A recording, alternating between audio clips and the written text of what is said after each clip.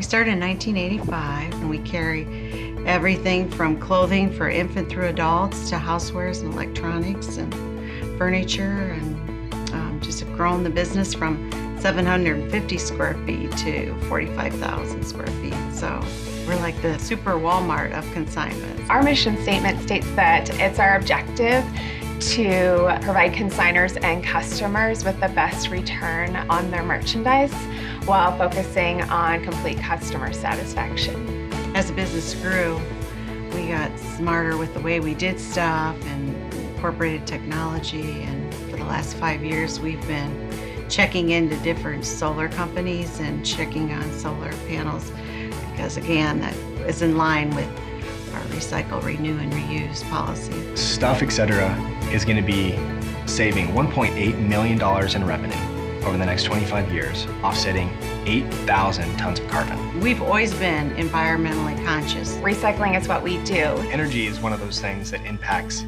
every component of the human endeavor.